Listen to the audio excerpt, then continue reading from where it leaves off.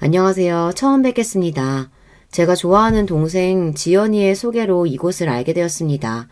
워낙 일이 바쁘다 보니 여기 유튜브를 매일 보지는 못하지만 가끔 골치가 아플 때면 이곳을 찾아와서 머리를 식히고는 하죠. 저도 애청자로서 여러분께 들려드리고 싶은 이야기가 있어서 민망하지만 제 이야기 몇 자리를 써보았습니다. 결혼하지 않은 미스인 저는 홍기가 꽉 들어차다 못해 넘쳐버린 30대 중후반의 나이입니다.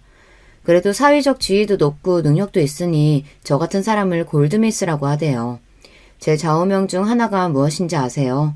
여자 인생에 필요한 것은 남자가 아니라 바로 두둑한 돈주머니 그리고 번듯한 직업이다. 아직 돈이 많은 편은 아니지만 공무원으로 치자면 4급쯤 되니 안정적인 편입니다. 그리고 어디에 이야기해도 어깨에 힘이 들어갈 만큼 번듯한 직업, 바로 대한민국 검사입니다. 정말 죽자고 제 청춘을 다 바쳐서 얻어낸 결과였어요. 제가 왜 저런 좌우명을 가지고 독하게 공부해서 검사까지 되었냐고요. 그건 다 그만한 이유가 있어서입니다. 우리 아버지 쪽 집안은 특별하고도 부끄러운 가족사를 가지고 있어요. 아버지 말씀으로는 당시 우리나라 사회에서 돈 좀 있는 집안에서 흔한 일이었다지만 그 가족사로 인해 저와 우리 가족은 현재까지 고통을 받고 있으니까요. 우리 친할머니는 첩이었습니다. 하지만 친할아버지와 불륜이었다거나 옳지 못한 이유로 그렇게 된 것은 아니었어요. 할아버지의 본처는 딸만 셋을 낳고 아들 하나를 보지 못했습니다. 종손으로 대를 이어야 한다는 명분하에 할아버지는 후처를 들이시게 된 겁니다. 그리고 그 후처인 할머니는 바로 우리 아버지를 낳게 되었죠. 처음 집안에 아들을 안겨드리자 할아버지와 증조 부모님 모두 할머니와 할아버지를 아끼고 보살피셨다고 합니다. 그렇지만 얄궂은 운명의 장난인지 본처였던 큰 할머니는 그 이후 아들을 하나 낳으신 거예요. 자연스레 집안의 판도는 정실 부인에게 기울고 첩과 그의 자식은 끈떨어진 뒤용박 신세가 되고 말았죠. 그래도 할아버지가 아끼시는 마음에 본처의 반대를 무릅쓰고 아버지를 호적에 올리셨다고 합니다. 하지만 친가 쪽 사람들은 결국 우리 할머니와 아버지를 집에서 내쫓고 가족 행사에 오지도 못하게 했대요. 부득이 본가에 가게 되면 우리 가족을 벌레 보듯 하고 막말을 해댔습니다. 그러고 보니 제가 그 집안에 처음 갔던 때가 기억나네요. 때는 제가 9살 시절 할아버지의 환갑자친 날에 처음 본가에 갔어요. 그런데 처음 가본 할아버지 댁에 들어서자마자 전 너무 놀라고 말았습니다. 우리 할머니에게 나이도 한참 어린 삼촌 고모들이 할아버지 몰래 첩이라고 불러댔거든요. 게다가 아무리 이복 형제라지만 엄연히 형인 우리 아빠에게 서자놈이라고 했고요. 어른들이 그 모양이니 밑에 자식들이 가만히 있을 리가 없습니다. 사촌 동생들이 나를 빙 둘러서서 놀려대고 까부는데 자존심이 센 저는 그 앞에서 울지 않으려고 무척이나 참았어요. 낯선 집에서 당하고 있던 저는 누구라도 와서 도와줬으면 하는 간절한 마음으로 버티고 있었죠. 그런데 큰할머니도 본가 어른들도 지나가며 이 광경을 분명 보았을 텐데 누구도 저를 도와주지 않았습니다. 도리어 아버지 바로 위에 고모 한 분은 이렇게 나섰습니다. 얘들아 똑똑히 잘 봐두렴. 남자가 바람 피우거나 다른 여자하고 결혼해서 애 낳으면 그 자식들은 이런 신세가 된단다. 그러니 바르게 잘 살아야 돼. 이러니 괴롭히는 애들을 오히려 부추기는 겁니다. 우리 할머니와 아빠가 무슨 죄를 저질렀을까요? 그리고 아무것도 모르고 그저 이 집안에 태어난 제가 또 무슨 잘못이란 말입니까? 하지만 그 집안 사람들 가운데 지연이만은 달랐습니다. 지연이는 본처였던 큰할머니가 낳은 아들, 즉 작은아버지의 둘째 딸이었어요.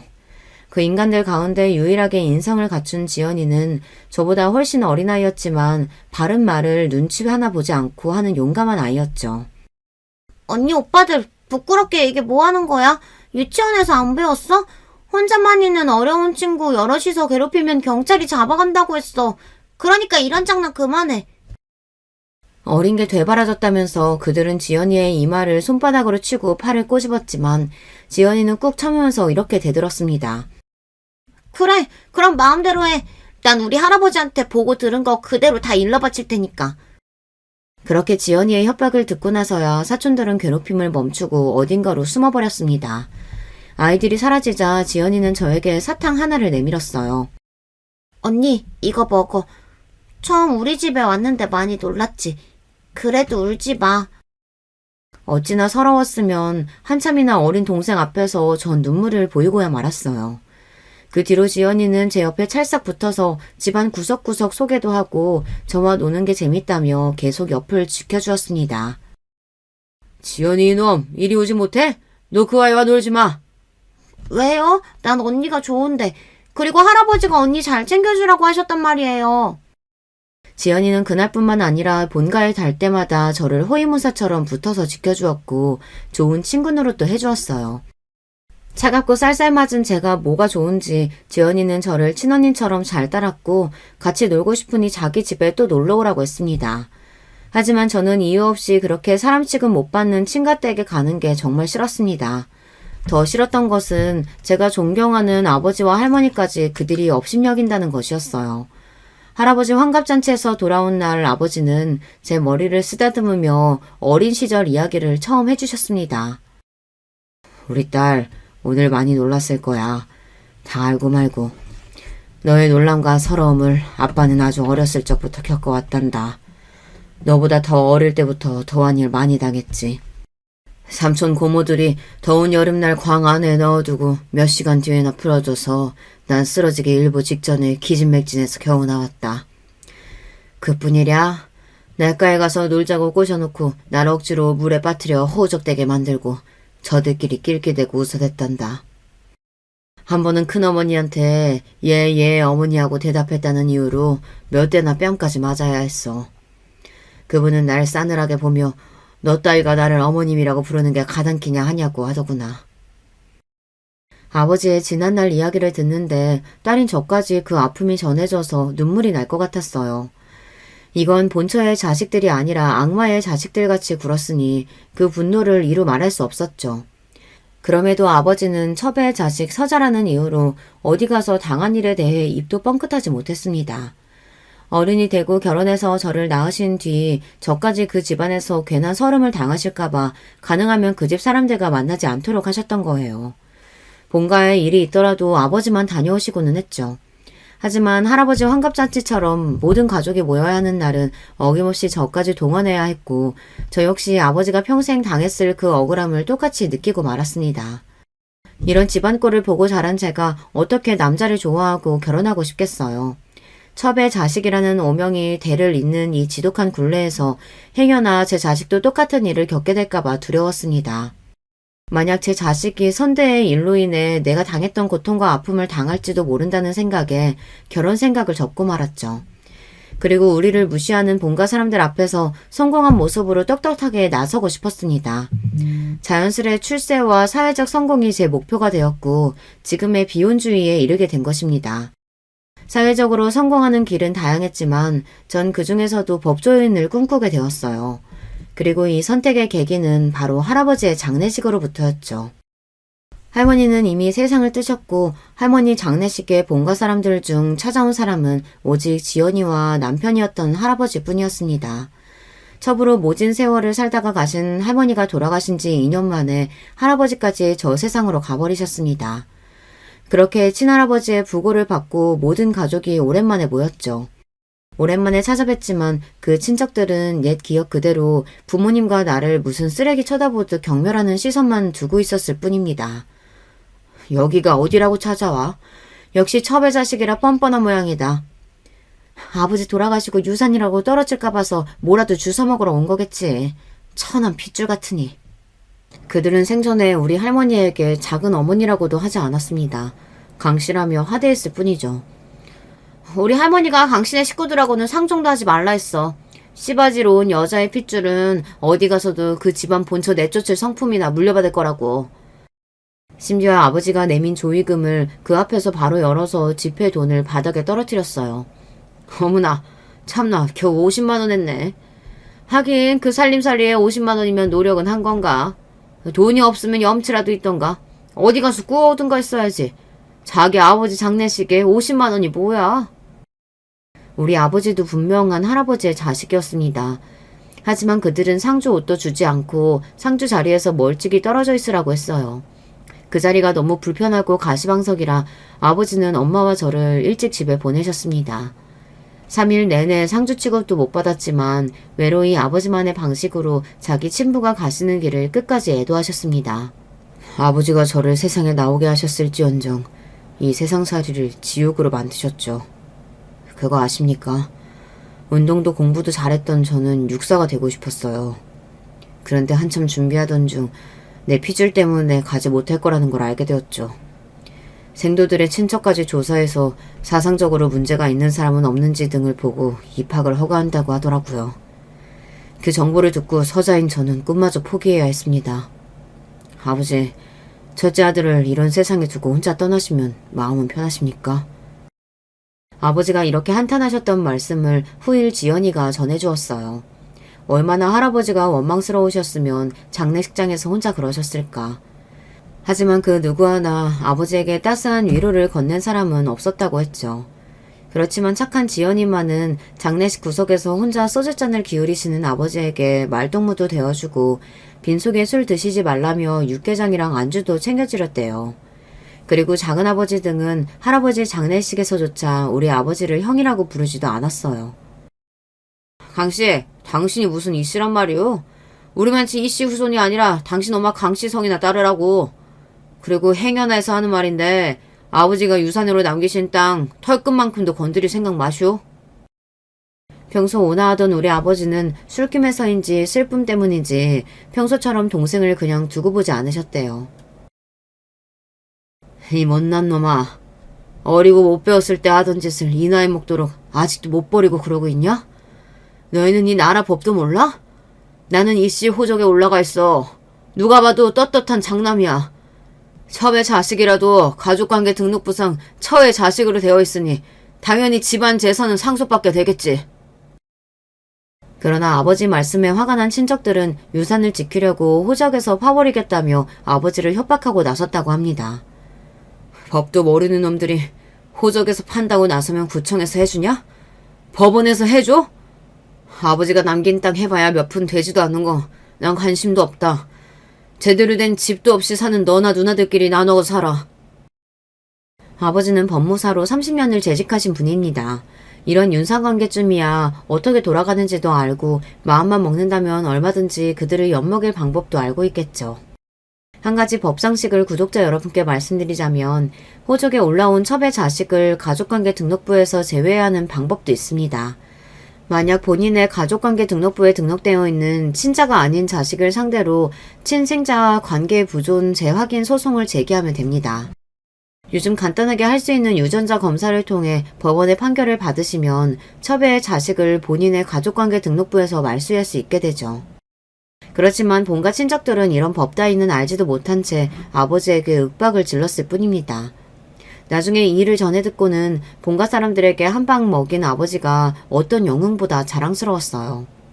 그리고 이날부터 저는 법조인이 되고자 결심하게 된 겁니다. 할아버지 장례식 이후로는 그 본처 자식들을 만날 일이 없었죠. 저도 첩의 후손이라는 그늘에서 벗어나 멀쩡한 인생을 살 수 있게 되었습니다.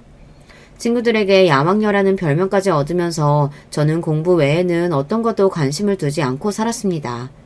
나처럼 힘없고 배경 없는 사람은 법이라는 무기라도 갖고 있어야 이 세상 누구도 나와 내 가족을 함부로 대하지 못할 테니까요. 정말 피땀을 흘려가며 공부한 끝에 저는 연세대 법대생이 되었습니다. 그런데 대학교 4학년 때 사법시험을 한창 준비하던 중에 그 본관의 고모라는 사람이 갑자기 연락을 줬어요. 너 지금 연대 법대생이라며? 뭐 되겠다고 사시까지 준비한다고 들었는데 애 참 많이도 쓴다. 하긴 네 아비도 법무사고 너 어릴 때 눈빛이 초롱초롱하니 쟤 할 말 다 아는 꼴이 꽤 똘똘해 보이긴 했어. 다름이 아니라 내가 너한테 긴히 부탁할 일이 있는데 너희 고모부 사업하는데 돈 떼먹은 놈이 있거든? 그놈 고소 좀 하게 네가 좀 도와다오. 우리 아버지를 벌레 보듯 하고 어린 조카가 핍박받을 때 도리어 부추기던 고모였습니다. 이제 와서 이혼 가치가 좀 있어 보이니 저를 찾은 것이죠. 고모가 첩년 자식 손주는 살 가치도 없다면서요. 집안 분란 만들지 말고 어디 조용한 데 가서 숨어 살라고 말씀하신 기억 나는데요. 어디 첩년의 손주딸이 대단하신 본처 소생 고모 소송을 돕겠습니까? 대단한 집안이시니 고모님 혼자 알아서 하세요. 고모의 처지가 오죽 급하면 발톱에 때만도 못하게 여기던 꼬맹이한테 도와달라고 해야 했을까 싶었지만 저는 성인 군자가 아닙니다. 솔직히 고모한테 시원하게 복수의 한마디 돌려줄 수 있어서 감사할 지경이었어요. 제 말에 열받은 고모는 역시 종자가 다르니 저렇게 누구 도울 줄도 모르고 매정하지 라는 말을 남기고 전화를 끊어버렸습니다. 그 일로 저는 다시 한번 느꼈습니다. 사람들에게 당하지 않으려면 절대적인 힘을 키워야 한다고요. 그래서 그 일 이후로 더 이를 악물고 사법고시에 매달렸습니다. 그런데 제가 사법고시를 준비하던 때에 법조계에 아주 큰 혼란이 있던 시절이었어요. 60년대부터 존치해오던 사법시험이 폐지하고 법학전문대학원 도입을 앞두고 있었거든요. 사법고시 2번 낙방을 겪은 저는 이렇게 사시만 준비하다가 죽도 밥도 안 되겠다는 생각이 들었습니다. 어쩔 수 없이 법학전문대학원을 준비해야 했죠. 로스쿨에 가기 위해서 대학을 졸업한 저는 가외와 아르바이트로 돈을 벌어야 했습니다. 부모님이 도와주시겠다고 했지만 저 스스로의 힘으로 이루고 싶었어요. 학비를 마련하고도 밤에는 로스쿨 입학을 위한 법학 적성 시험을 준비했습니다. 준비하던 사법고시에 비하면 이 시험은 오히려 쉽게 느껴질 정도였어요. 그렇게 로스쿨이 입학을 허가한 첫 해에 합격했습니다. 3년의 대학원 생활 뒤 검사 임용에 지원하여 변호사 시험에 합격했죠. 그렇게 9년의 긴 여정 끝에 저는 검사가 된 것입니다. 편하고 돈 많이 버는 변호사가 아니라 왜 검사를 택했느냐고요. 아버지 친척들에게 여보란 듯이 제 모습을 보여주고 싶었거든요. 당신들이 무시하던 서자의 딸이 대한민국 검사가 되었다고 말이죠. 이렇듯 연애나 결혼을 포기한 채로 앞만 보고 달려온 저와 달리 지연이는 평범한 여자의 길에 들어섰습니다. 지연이는 27살의 젊은 나이에 대학 때부터 사귀던 남자친구와 일찍 결혼했어요. 저는 당시 이미 검사로 임용된 터라 친가 친척들에게 보여주려고 검사다운 검정 바지 정장 차림으로 당당히 결혼식장에 들어섰죠. 제가 검사가 된 소식을 들어서인지 예전처럼 사촌이나 어른들은 저에게 대놓고 뭐라고 하지 못했습니다. 다만 저들끼리 모여서 쑥덕거리고 저와 우리 가족을 본체만 채 했을 뿐이죠. 지연아, 결혼 정말 축하해. 너처럼 예쁜 신부는 또 처음 본다. 언니답지 않게 웬 칭찬을? 이게 다 화장빨이라오. 그나저나 우리 이쁜 언니 두고 나 먼저 시집가서 미안해. 나는 남자도 싫고 결혼도 싫고 범죄자들 처단하는 일에 내 인생 바칠 거야. 그러니 여자로서의 행복은 언니 몫까지 네가 모두 느끼고 잘 살길 바랄게. 우리 언니 35 되기 전에는 면사포 쓴 모습 보고 싶은데 이 동생 소원도 좀 들어주라. 자기 결혼식에서도 시집 못 간 언니 걱정이나 하는 착한 아이였습니다. 그런 지연이에게 대용량 최신식 냉장고를 선물로 해주고 진심으로 결혼을 축하해 주었어요. 지연이는 결혼해서 건축 일을 하는 남편과 오순도순 신혼생활을 시작했습니다. 당시 저는 어느 지방으로 검사직을 발령받아 지연이와 자주 만날 수 없었죠. 간간히 문자나 전화하며 서로 소식을 듣고 있었을 뿐이었어요. 그러다가 휴가를 받은 저는 서울로 상경해서 오랜만에 지연이를 만나러 그 아이 신혼집에 갔어요. 현관 벨을 누르자 문을 열어주는 사람은 다름 아닌 사돈 어르신, 즉 지연이 시아버지셨습니다. 아, 안녕하세요. 제가 집을 잘못 찾아온 건 아니겠죠? 혹시 결혼식 때 한번 뵈었던 지연이 시아버님 되십니까? 내 며느리 이름이 지연이 맞소. 근데 댁은 누구시오? 아, 네. 전 지연이랑 친한 언니예요. 집에서 만나기로 했는데 아버님께서 어쩐 일로 여기에. 아들님이 지방 건축 현장에 머물고 있어서 오랫동안 집 비우는 경우가 많다오. 혼자 있는 며느리를 아들 대신 봐주러 종종 들리고 있지. 그럼 잘 놀다 가시오. 퉁명스럽게 말하고 가시는 저분에 대해 저는 익히 들어서 알고 있습니다. 원래 지연이는 착한 성품답게 뒤에서 남의 욕을 하거나 헐뜯는 아이는 아니에요. 그런데 언젠가부터 그런 지연이를 힘들게 만드는 장본인이 바로 저분이었거든요. 3년 전 결혼 준비로 한창이던 지연이가 상견례를 다녀와서 들려준 이야기가 기억납니다. 너도 알지? 우리나라에서 여자는 남편만 잘 만난다고 행복하게 사는 거 아니다. 내가 비록 네 친언니가 아니라서 직접 그분들을 보지는 못해서 안타깝지만 어떤 분들인지 어디 한번 얘기해봐. 시댁은 과천의 단독주택에 계시고 시아버님이 은행 퇴직 후에 사업하셔서 돈을 많이 모으셨다나 봐. 사실 상견례 자리 내내 자기 돈 자랑 성공한 이야기 늘어놓았는데 너무 지루했지 뭐야. 그래도 없이 사는 시댁도 아니고 아버님이 우리 신혼집도 사주신다고 하셨으니 감사할 일 아니겠어? 앞으로도 아버님 자랑만 조용히 듣고 살면 다른 어려움은 없을 것 같은데? 언니, 나 너무 속물이지? 이렇게 결혼 초반에는 시아버님이 좀 자랑을 떠벌리신다는 작은 문제 말고는 시어머님도 괜찮으시고 별다른 일 없이 잘 살고 있었어요. 지연이는 아기도 낳고 정말 예쁘게 살고 있어서 부러울 지경이었죠. 하지만 그 행복은 오래가지 않았어요. 지연이네 시댁에 어려움이 찾아왔습니다. 지연이네가 결혼한 직후 시아버님은 어떤 회사와 함께 주식이나 파생 상품에 투자를 새롭게 하셨어요. 가족들은 살고 있는 집을 담보로 하고 가진 재산 거의 전부를 투자한 시부를 말려보았지만 그간의 성공으로 자신만만한 분이었기 때문에 밀고 나가셨다고 합니다. 하지만 알고 보니 시부가 투자했던 회사는 사기꾼들이 작정하고 만든 가짜 기업이었어요. 많은 투자자를 유치한 뒤 모은 투자금을 갖고 잠적해버렸습니다. 이 사태에 살던 집까지 경매에 넘어가고 심지어 지연이 시모마저 병을 얻고 몇 개월 만에 돌아가신 겁니다. 그야말로 잘못된 투자 한 번으로 집안이 풍비박산 나고 만 것이죠. 경제적 어려움이 찾아왔지만 지연이 신랑은 꿋꿋이 자기 건축 일을 하고 지연이는 가정을 잘 꾸리며 살고 있었습니다. 하지만 문제는 바로 이 사태의 원인이자 피해자인 시부였습니다. 졸지에 부자에서 하층민으로 전락했건만 그의 씀씀이나 기대치는 그대로였으니까요. 언니, 나 지금 살던 집 팔아야 할 것 같아. 아니, 갑자기 왜? 지금 아파트 살기 좋고 이제 곧 조카도 학교 가야 하는데 이사를 가겠다고? 여기 살기는 너무 좋지. 그런데 시아버지가 자기는 지금 빌라 살고 있는데 자기가 해준 돈으로 자식들 너희만 호의호식하면 되겠냐고 하시는 거야. 우리 집 팔아서 자기 아파트 해주고 너희도 돈 맞춰서 살 집 알아서 구하라고 하시면서. 아니, 뭐 그런 옹졸한 영감님이 다 있다니? 줬다 뺏는 경우가 어딨어. 게다가 자기 아들 집이고 손주들까지 사는 집에서 꼭 그렇게 해야겠대? 그렇게 지연이가 하소연을 하는데 지연이 시부가 어떤 양반인지 대강 파악이 되더군요. 자기 돈은 없는데 원래 치던 골프도 계속 치고 싶고 친구들 앞에서 기죽기 싫어서 가벼운 지갑으로 한턱 쏘겠다며 다니는 그런 한심한 사람이었어요. 그러면서 자기 자식들에게는 이렇게 팍팍하게 굴다니 말이죠. 지연이 신랑은 어떻게 돈을 빌려서 시부에게 좀 더 넓고 좋은 집을 해주고 나서야 살던 집을 빼라 마라 억지를 부리는 것을 일단 막았다고 하네요. 그렇지만 시부가 지연이를 괴롭히는 방법은 수십 가지나 되는 것 같았습니다. 툭하면 지연이네 집에 연락도 없이 와서 밥을 차려라, 시아버지의 밥상에 반찬이 이게 뭐냐 하면서 며느리를 막 대하고 부리는 것이었습니다. 심지어 어느 날은 시부 친구까지 집에 데리고 와서 다과상을 준비해야 하기도 했다네요. 그래, 나도 결혼한 친구들 얘기 들어보면 어른들이 대접받고 싶은 마음에 그렇게 하시는 경우가 있다고 하더라.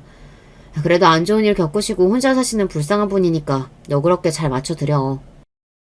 속으로는 지연이 시부가 미웠지만 지연이가 속이 더 상할까봐 이렇게 충고도 해주었어요. 그런데 이 노인네가 며느리를 또 다른 방향으로 달달 볶으더군요. 자신이 쓰는 물건을 사거나 외출해서 뿌리고 다니는 술값으로 아들이 주는 용돈을 다 쓰고 다니는 양반이 며느리에게는 그렇게 돈돈거리며 절약을 강조하는 겁니다.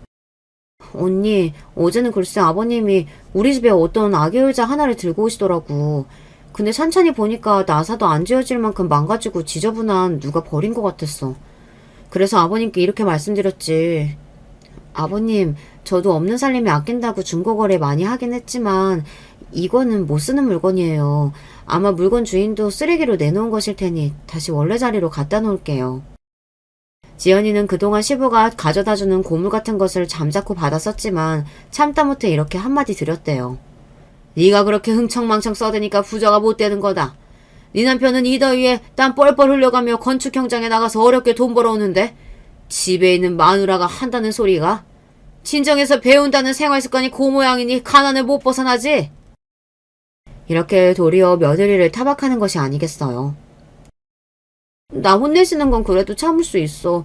하지만 친정 어쩌고 하시니까 그 말씀은 너무 서러운 거야. 우리 집이 원래는 잘 살았던 거 언니도 알잖아. 지연이 말이 맞아요. 원래 지연이네 집은 유복한 편이었습니다. 부자인 할아버지가 정실 부인의 독자인 작은 아버지에게 모든 지원과 재산을 아끼지 않으셨으니까요. 서울에서 번듯한 집에 살며 작은 아버지는 사업을 하시고 지연이나 식구들 모두 돈 걱정은 안 해보고 살았습니다. 하지만 몇 년 전 작은아버지의 사업이 어려워져서 그만 부도가 나고 말았어요. 본가 사람들은 창피한지 우리 아버지도 모르게 쉬쉬하고 있었는데 지연이가 얘기해줘서 저도 나중에야 알게 되었죠. 씩씩한 지연이는 친정에 반찬도 해나르고 없는 살림에 자기가 돕겠다고 부업을 해가며 친정 부모님 용돈도 조금이나마 드렸습니다. 그런데 사돈댁의 사업이 망했다는 사실을 알고 난 지연이 시부는 사람이 더 악독해진 것 같아요. 너 앙큼하게도 네 친정집 망한 거 이 시애비한테 비밀로 하고 있더구나. 희한하게도 너랑 얽히면 왜 사업들이 그리 망하는 건지. 나도 너 들어오고 얼마 뒤부터 사기당하고 너 야비까지. 너 혹시 사주 본 적 있냐? 누가 결혼할 때 구막을 꼭 봐야 한다고 신신당부했는데 내가 이걸 놓쳤다. 그때 봤으면 이 결혼 어떻게든 막았을 텐데. 그리고 내 돈도 지켰을 텐데. 다른 건 다 참아도 자기 손으로 망친 인생 탓까지 사주를 들먹이며 며느리 탓을 하는 것은 참 용서받지 못할 일입니다.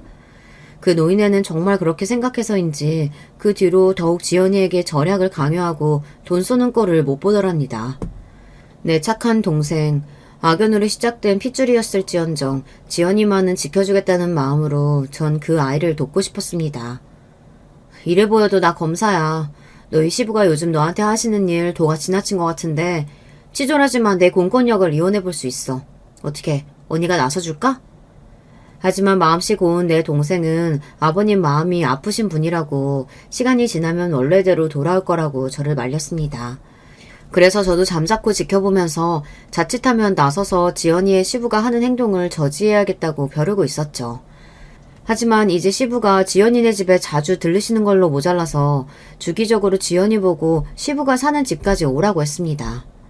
너 때문에 네 시애미까지 운명 달리하고 말았으니 어쩌겠냐? 이 집안의 여자인 네가 마누라가 해줬듯이 나 죽을 때까지 돌봐줘야지. 우리 집에 일주일에 2번씩 와서 밑반찬하고 국 해놓고 빨래통에 있는 빨래도 하고 가라. 하루는 너무 시간이 급해서 밑반찬을 직접 만들지 못하고 반찬 가게에서 몇 가지 사서 냉장고에 넣어놓고 갔는데 집에 돌아온 시부가 이를 보고 며느리를 바로 꾸중하셨어요. 내가 그렇게 가르쳤는데도 너는 왜 이렇게 돈을 낭비하고 다니냐? 어디 여자가 요리도 못하고 반찬을 사서 시아버지께 드린다더냐? 이렇게 사치 부리면 돈 못 모은다. 어휴, 다음부터는 손수 네가 다 반찬 만들어서 넣어라. 자취하고 사는 저도 가끔 반찬을 사 먹는데요. 요리 솜씨를 떠나서 직접 재료를 사서 하는 것보다 간단하게 사는 편이 오히려 낭비 없이 다 먹게 되고 절약도 되더라고요.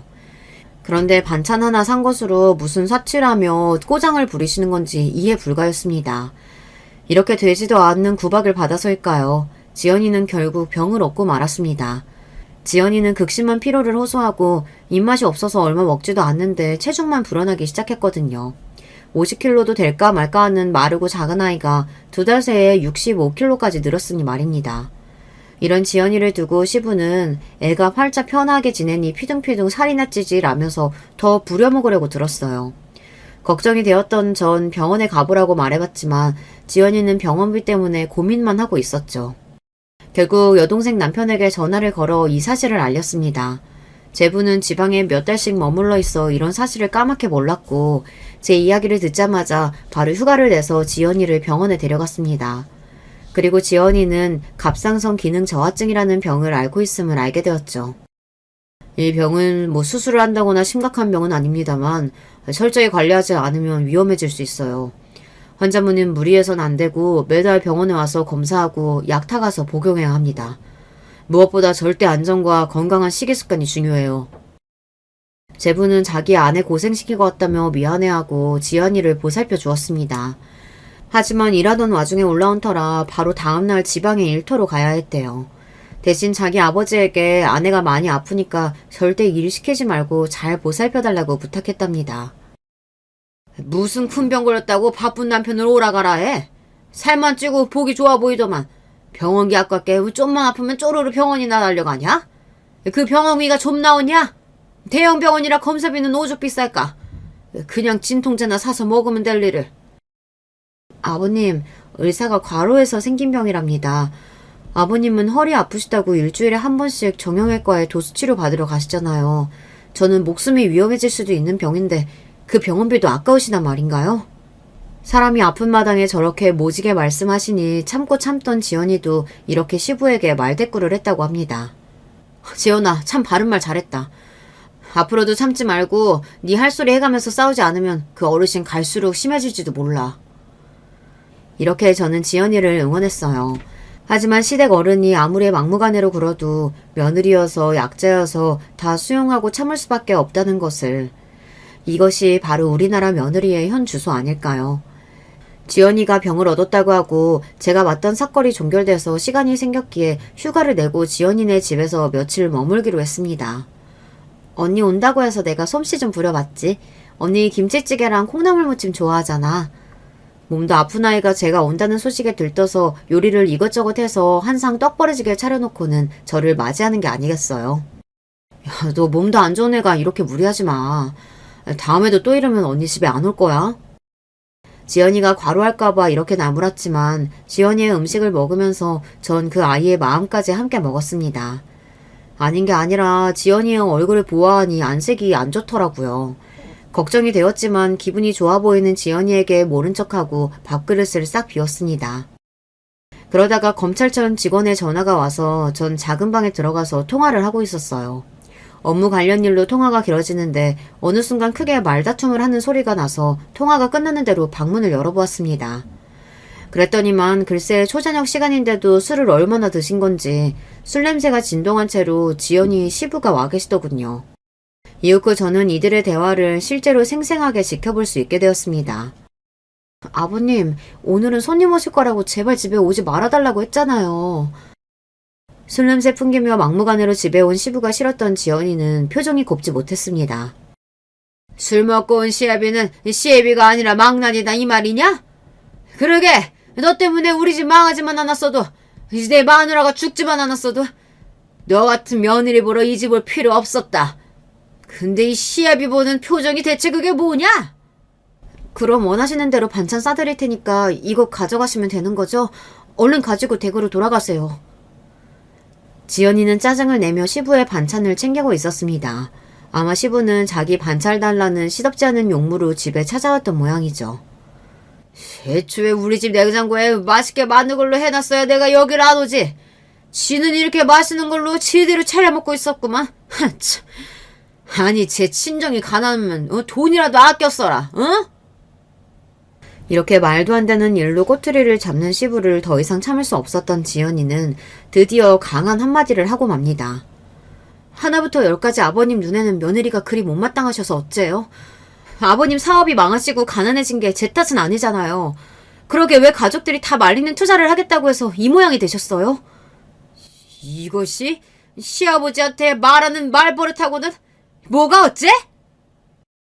이렇게 부들거리던 사돈어른은 지연이의 뺨을 냅다 올려버리는 거였습니다. 지금이 쌍팔년도도 아니고 시아버지가 며느리를 때리는 일을 두 눈으로 목격하게 되다니. 돈 없고 힘없다는 이유로 며느리를 못살게 구는 사돈어른은 제 어린 시절 본가 친척들에게 당했던 모습과 다를 바가 없어 보였습니다. 그래서일까요? 그 장면을 보자마자 저는 바로 지연이 앞을 막아서고 살기 어린 눈으로 사돈어른을 째려보았어요. 너는 또 누구야? 아, 가끔 며느리가 집에 불러들인다는 언니가 있다고 하던데. 당신이 뭔데 우리 집 집안일에 끼어들어? 비키라고! 저는 지금 지연이 언니가 아니라 대한민국 검사로서 당신의 폭력 행사 현장을 목격했습니다. 바로 경찰 불러서 당신 연행해 갈 수도 있어요. 그런 사태까지 가기를 원하시는 거예요? 뭐? 검사라고? 웃기고 있네. 별볼일 없는 며느리 집안에 그렇게 대단한 사람은 없다고. 게다가 어느 검사 나으리가 할 일이 없어서 우리 며느리 같은 거랑 어울리고 다니냐?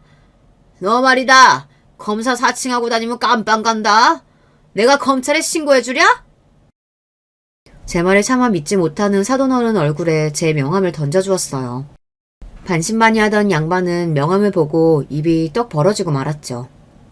신고하셔도 좋고 검찰청에 이 명함 대면서 인적조회해보셔도 상관없습니다.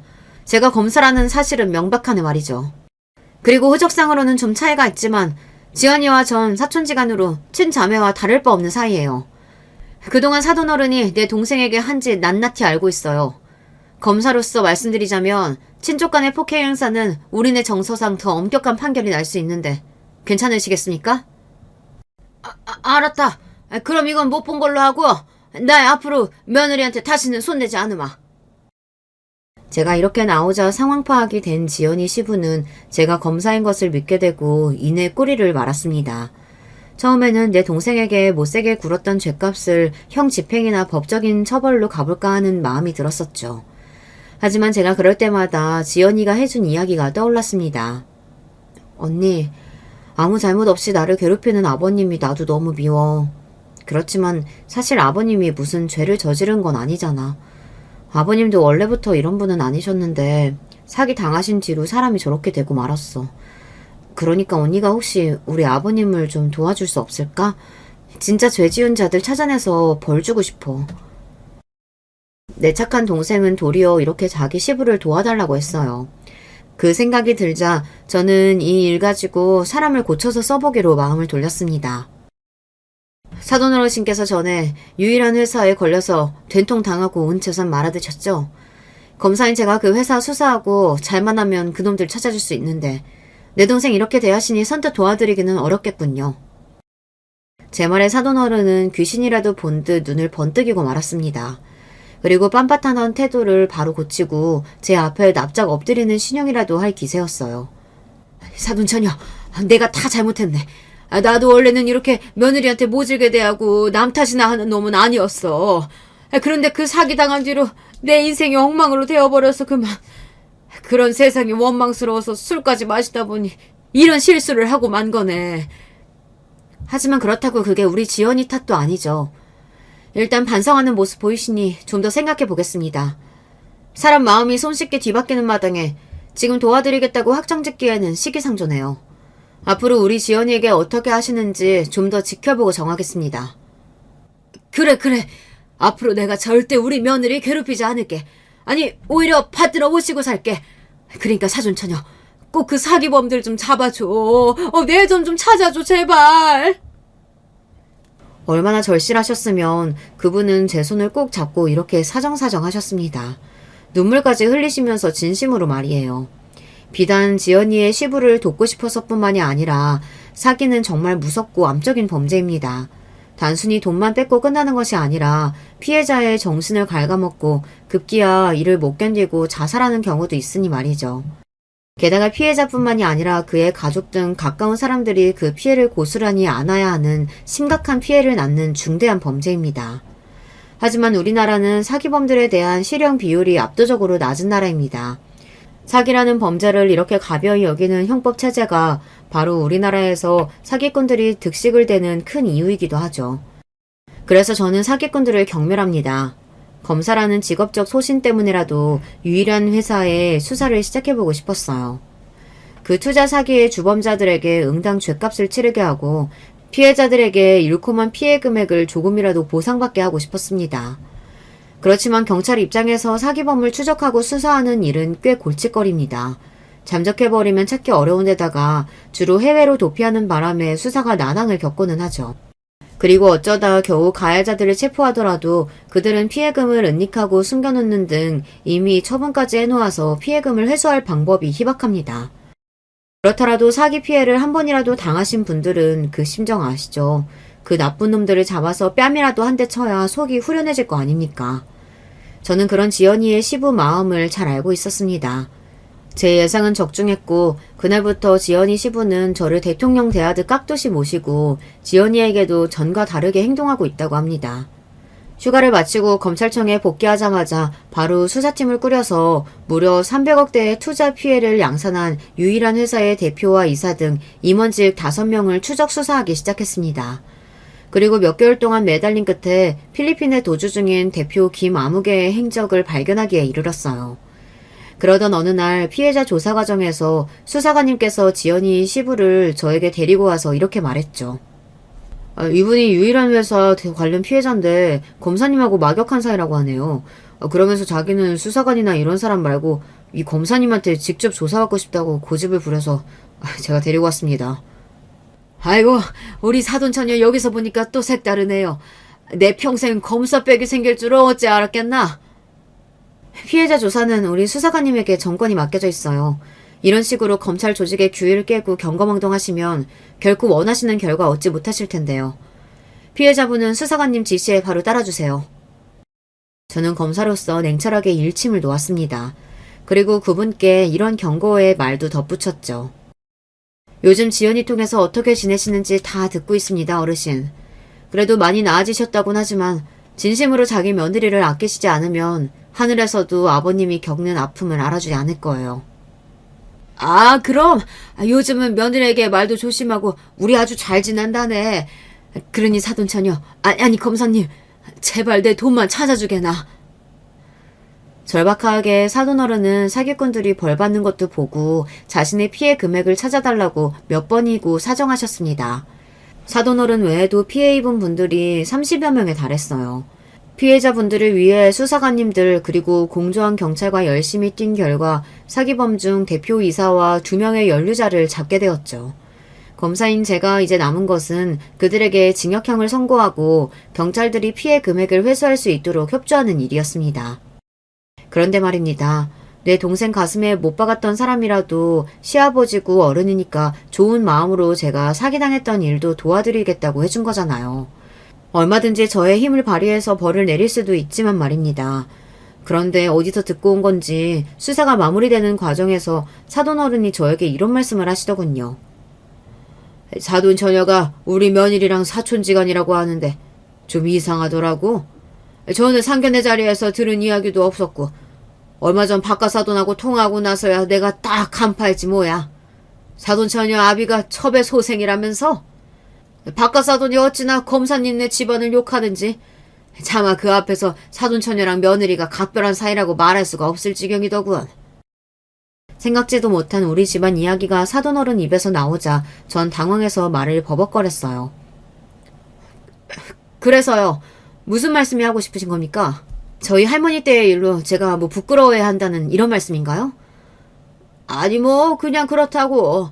나도 그쪽 꿍꿍한 사정들 다 알게 됐으니 너무 검사랍시고 거만하게 굴지 않았으면 좋겠다. 뭐 그런 이야기지. 구독자 여러분들께서는 이처럼 경우 없는 상황을 어떻게 생각하십니까? 저는요, 솔직히 제가 피해자랍시고 도와드린 분이 제 과거를 걸고 넘어지니까 하던 일을 모두 손에서 놓고 싶은 심정이었습니다.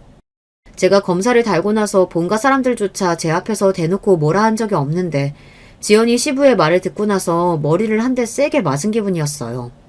은혜도 몰라보고 남의 약점을 가지고 뻔뻔스럽게 돌변하다니 우라가 치밀었습니다. 이런 분을 위해서 그래도 제 직업적 소신을 다해서 끝까지 도와드려야 할지 아니면 도움 따위는 집어치우고 우리 지연이 괴롭히거나 하면 도리어 벌을 내려야 할지 고민하게 되었습니다. 법도 알고 세상 이치도 배우고 있는 입장이지만 아직 저에게 이런 인간관계는 물음표 투성이네요. 우리 아버지나 가족들에게 이야기하면 괜한 상처를 들쑤실까봐 여기 이렇게 유튜브에 제 마음을 풀어보고자 합니다. 그리고 이 문제에 대해 여러분께서 생각하시는 바가 있다면 동영상 댓글로 남겨주시기 바랍니다. 지연이네 일을 겪으면서 결혼에 대한 제 생각도 갈대처럼 왔다 갔다 하고 있어요.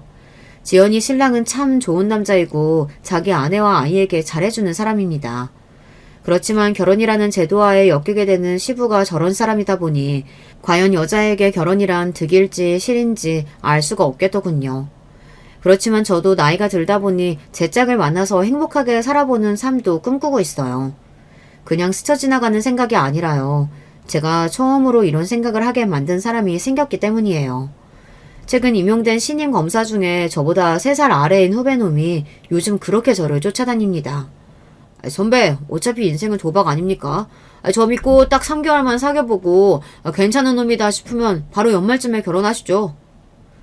무서운 검사 선배의 누나인 저에게 이렇게 저돌적으로 구애야 하는 녀석입니다. 저도 인간적으로 또 남자로서 이 친구가 싫지 않습니다. 딱 눈 감고 한 번쯤 사귀어보고도 싶은데 그러다가 잘못되면 사내 연애도 망하고 검찰청에 제 위신도 떨어지고 그래서 이를 두고 고민하고 있어요. 결혼 반대주의자의 연애도 생각할까 말까 했던 저인데 나이가 차서 아쉬운 마음에 이러는지도 모르겠습니다. 그렇지만 이 정도 나이가 되면 사실 남자를 새로 만나거나 연애할 기회는 거의 없어요. 저에게 찾아온 이 낯선 기회를 잡아야 할지, 두려운 마음에 포기해야 할지, 이 문제로도 저는 요즘 골치가 아프답니다. 그래서인지 요사이 더 자주 여기 유튜브를 찾게 되는 이유인지도 모르겠군요. 어쨌든 제 복잡한 집안사부터 현재의 고민까지 저라는 사람의 모든 것을 낱낱이 적어보았습니다. 검사라는 양반도 별거 없다 하고 생각하실지 모르겠지만 그래도 제 일 하나는 제대로 하고 나쁜 놈들 열심히 벌 주고 있을 테니까요. 구독자 여러분들은 안심하고 지내시면 됩니다. 그럼 저는 여기서 마무리 인사드리겠습니다. 제 영상 시청해주신 모든 분들의 건승을 기원드리며 안녕히 계세요. 안녕하세요. 저는 서울에 살고 있는 30대 여자입니다. 본래 결혼 생각이 없던 제가 어쩌다가 결혼도 했고 그 뒤로 참 많은 일들을 겪었어요. 사실 결혼만 안 했다면 이런 일들이 이어지지 않았을 것 같아서 한때 원망하며 살았던 적도 있답니다. 지금은 다 해탈한 수준이지만 그래도 한 번쯤은 요 수년간 제가 살아온 길을 되짚어보고 싶네요.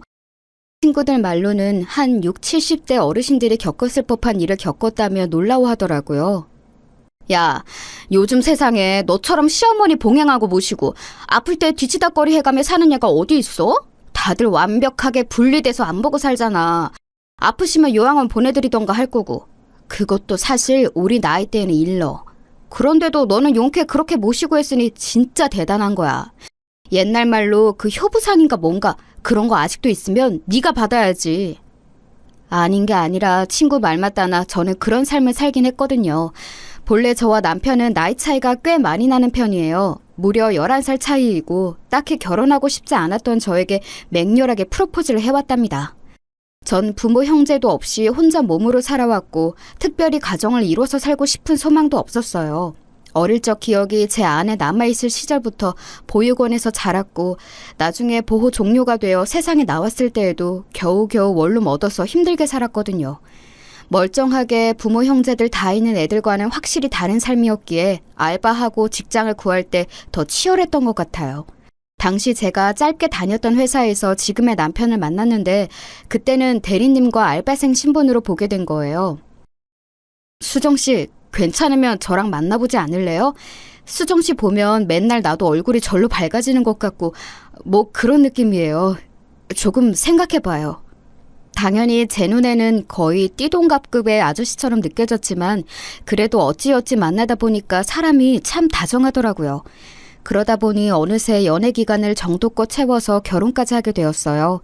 저의 이런 형편에 대해서 시어머니는 처음에 놀라시는 듯 했지만 둘만 잘 살면 됐지 뭔 상관이냐고 하시더라고요.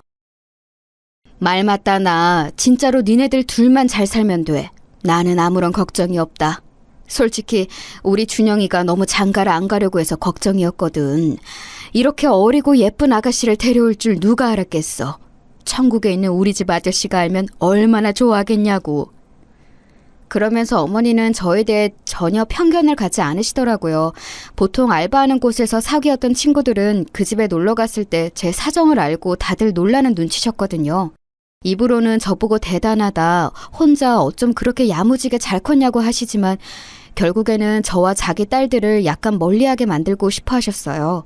하도 익숙해져서 상처도 안 받았고 어머니가 저렇게 말을 하시는 것도 그냥 의뢰히 예의상 하는 소리라고 생각했답니다. 하지만 어머니는 정말로 저에게 잘해주셨고 그 흔한 시집살이랄까 본인 아들과 관련해서 저한테 강요하고 강조하는 부분이 하나도 없으셨어요. 음식도 만들어서 갖다 주시고 맨날 무뚝뚝한 저에게 별로 요구하시는 사항도 없으셨고요. 헌데 이런 부분을 갖고 중간에 묘하게 비틀어대는 사람이 한 명 있었어요. 바로 저와 동갑인 서방님이었답니다. 서방님은 일찍이 사고를 쳐서 결혼을 빨리 해버렸는데 동서랑도 사이가 좋은 건지 나쁜 건지 늘 헷갈리는 관계였어요.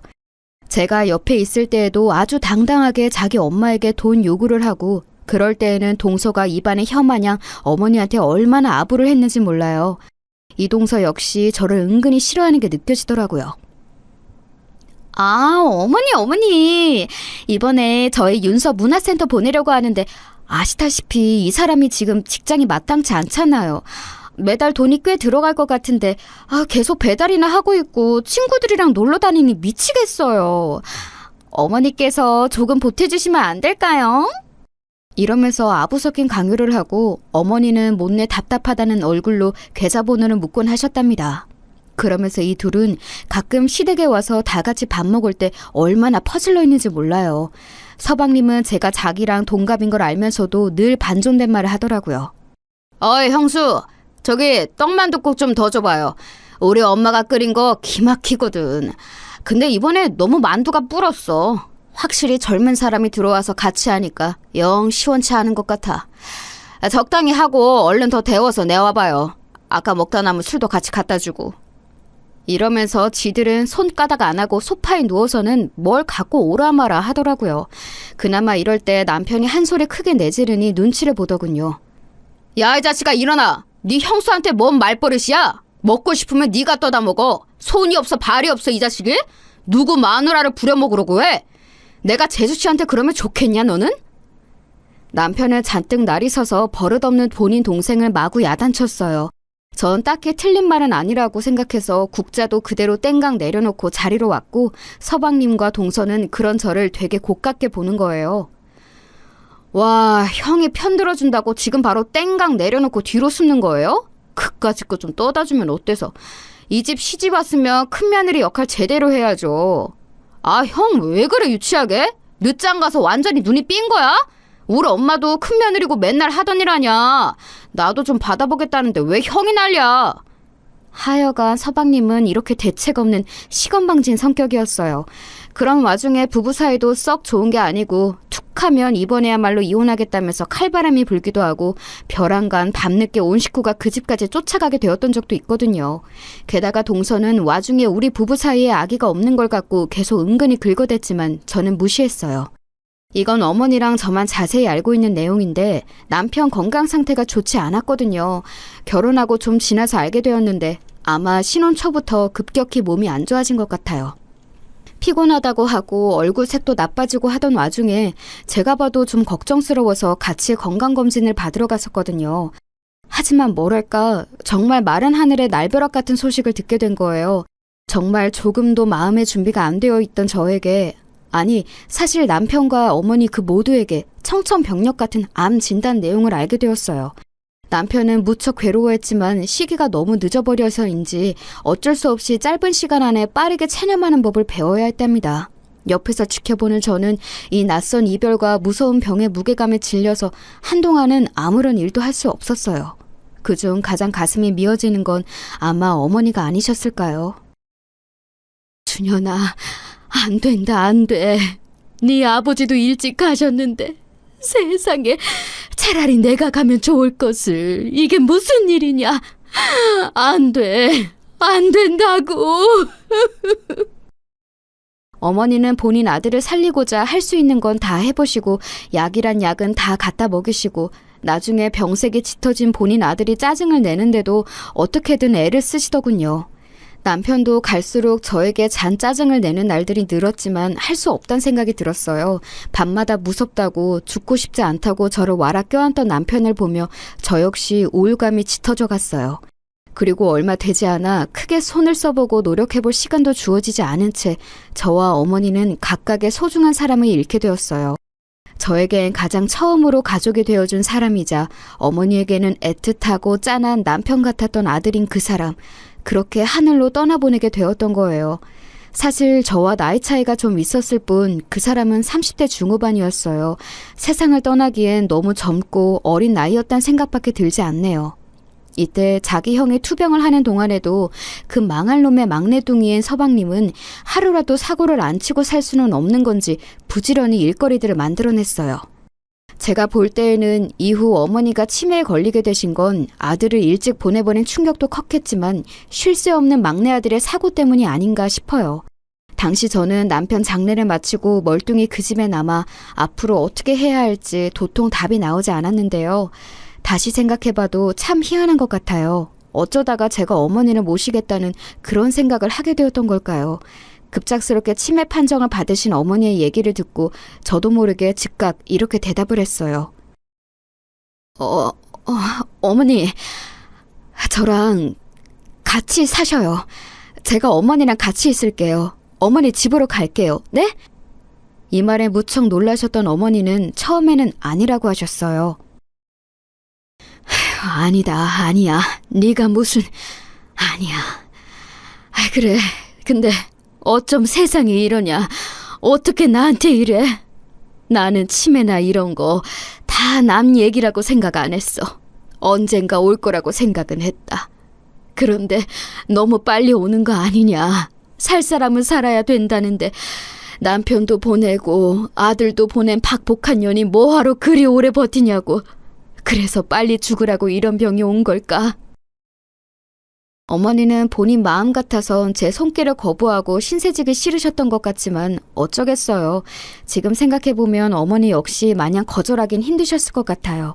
우울감도 심해지신 데다가 병까지 얻게 되셨고 본인 친정엄마 역시 치매로 돌아가셨으니 워낙 병에 대해서도 잘 알고 계셨고요. 막상 살림을 합치게 되었을 때 서방님의 푸닥거리가 아주 장난도 아니었답니다. 이때는 어머니가 많이 아프지 않고 심하실 때가 아니라서 그런지 멀쩡한 자기 엄마한테 수작 부린다고 생각했나 봐요. 형수, 우리 엄마 옆에 있다 보면 뭐가 떨어질 것 같아서 그렇게 일찍 준비하는 거예요? 그렇게 욕심내고 어째봤자 이 집은 엄마 돌아가시고 내 거예요. 형도 먼저 가고 없지. 아들이라고 딸랑 하나인 나인데. 그렇게 번잡스럽게 굴지 말라고요. 뭐 말귀를 알아들어야 얘기가 통하지 뭔. 솔직히 우리 엄마 그렇게 아픈 것도 아닌데 왜 유난인지 모르겠네. 이러면서 어머니랑 저랑 같이 지내는 걸 아주 극도로 싫어하는 거예요. 와중에 동서까지 와서 이런 소리를 해대지 뭐예요? 이 말에는 어머니도 빠직하셔서 동서한테 엄청 화를 내셨어요. 형님, 아직 형님 젊으신데 저는 좀 이해가 안 돼요. 아주버님 돌아가시고 아직도 20대 중반인데 계속 그렇게 살 거 아니잖아요? 언젠가는 새로 재혼하시지 않겠어요? 나이도 어리고 젊은데 왜 굳이 이렇게 어머니 댁에 와서 무슨 요즘 시대에 복양을 한다는 둥 왜 같이 있는 거냐고요. 결국 이 부부 둘 다 하는 말뜻은 같은 거예요. 제가 돈을 노리고 어머니 곁에 있다는 뜻인 것 같았어요. 이 말에 어머니는 마구 화를 내시면서 쫓아내셨답니다. 야, 시끄럽다. 그렇게 걱정되면 니들이 들어와서 살던가. 또 그건 싫으면서 이렇게 와서 밤낮으로 니네 엄마랑 같이 있는 형수한테 그따위로 말해. 다 보기 싫으니까 나가! 썩 나가라고! 어머니는 이렇게 쫓아내신 이후에 몸이 안 좋으신지 계속 누워 계셨어요. 치매를 앓는 어르신들이 종일 다 처져 있는 것도 아니고 게다가 어머니는 초중기이신데 너무 힘들어하시더라고요. 아마 마음속으로 화병이 짙어지셔서 더 그러신 것 같아요. 아들 보낸 게 얼마나 한이 되셨던지 저랑 있으면서 계속 핸드폰에 있는 아들 사진 보여달라고 하시고 동영상 찍은 것도 몇 번을 보시더라고요. 아마 비디오가 있던 시절이라면 다 늘어졌을 거라며 봐도 안 질린다고 화면을 붙잡고 우셨어요. 우리 아들, 우리 준현이 고생만 하다 가네.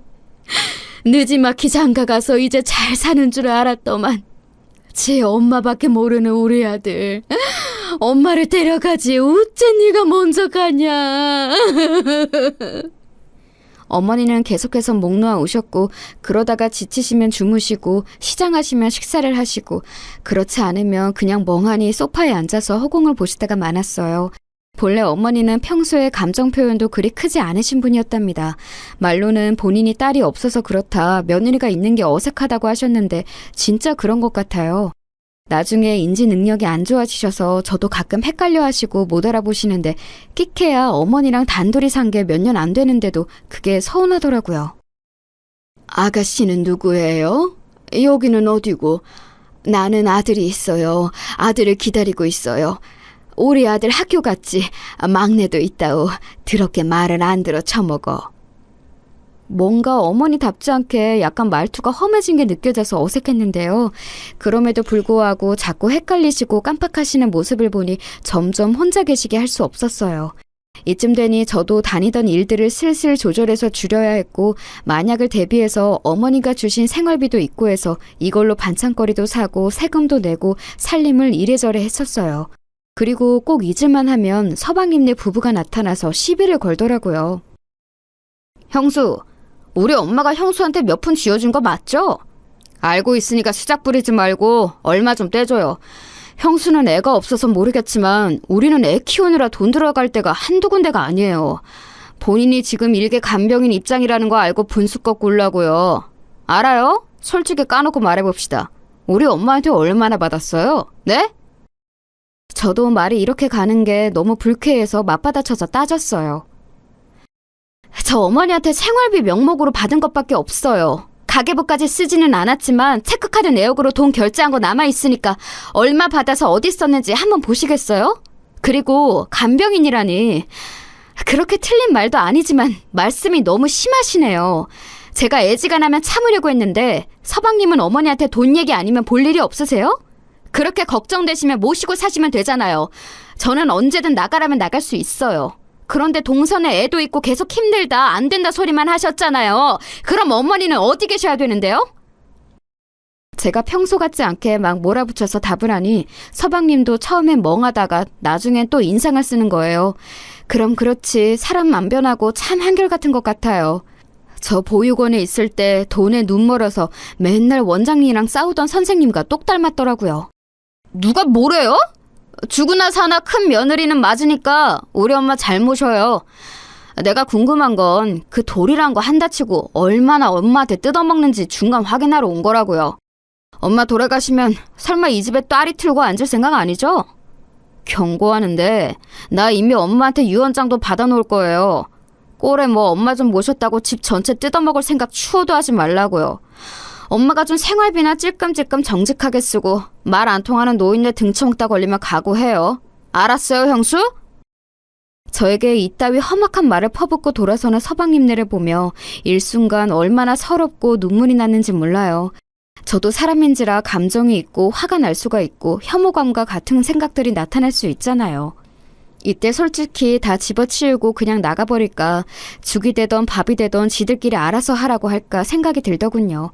하지만 이날 서방님네가 찾아오기 전 어머니는 밤에 꽤 적잖은 사고를 치셨어요.